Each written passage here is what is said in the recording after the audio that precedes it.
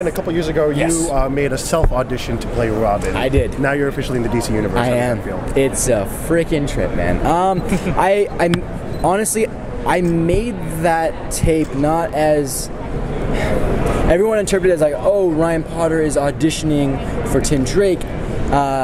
It was actually just for the fans as a thank you to the amount of rallying and Twitter movement, the Twi movement that was behind that campaign, because that campaign doesn't stand for me getting a job. That campaign stands for Asian Americans in Hollywood, further progressing the needle.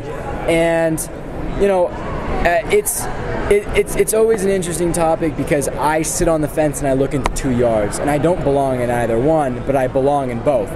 And the needle of the biracial voice, that is the next step. That is the next needle I want to push forward, because when you are from a single culture in a single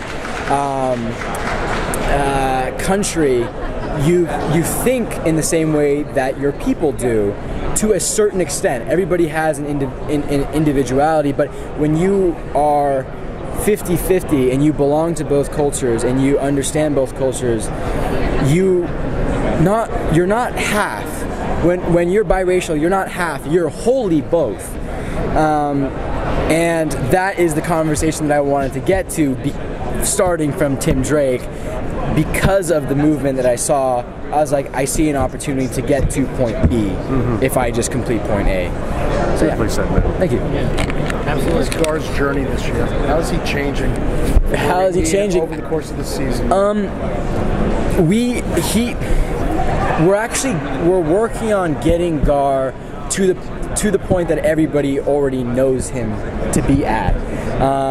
We are exploring kind of a gray area of Gar that has not been explored before, in the sense of, you know, when Gar was with the Doom Patrol as Changeling and then he goes and joins the Teen Titans, he's just kind of recruited and he is suddenly Beast Boy. That we never really get to see him leaving Doom Patrol.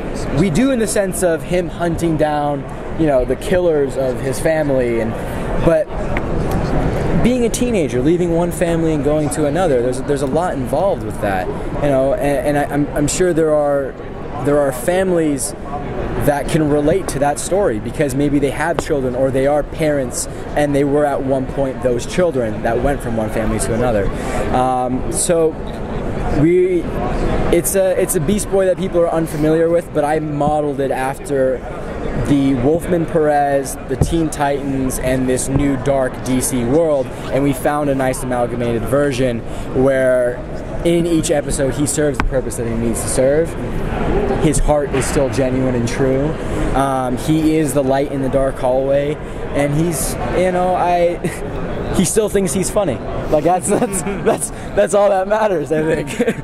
Yeah. Yeah, so I mean, to kind of piggyback off that, you kind of, like, in the animated world, we've seen Beast Boy always be just this complete comedian, just completely laughing and joking about everything. Yeah. Would you say that your character finds the balance between being the comedian and serious, or do you think he's joking at first, but when he sees how serious the situation is, he kind of just balances to that? Yeah, I mean, I think one of the most famous Wolfman Perez panels that was pulled from the comics is Beast Boy's quote of, you know, I would fall apart if I wasn't cracking jokes the entire time, and I'm butchering the quote because it's actually written differently in every iteration, but it's along the lines of, you know, if he didn't use humor as a coping mechanism, he would fall apart.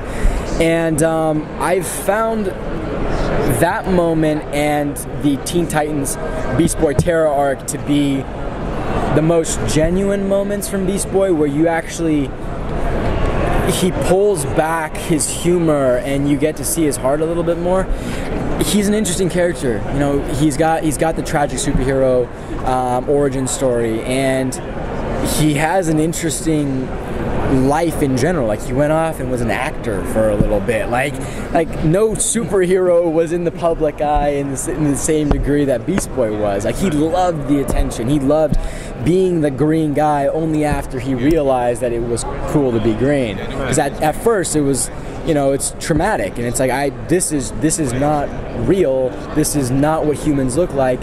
And to touch base on, that is that gray area that this new character is exploring, but he is still rooted in Wolfman Perez, in the Cartoon Network Teen Titans, and this new DC world.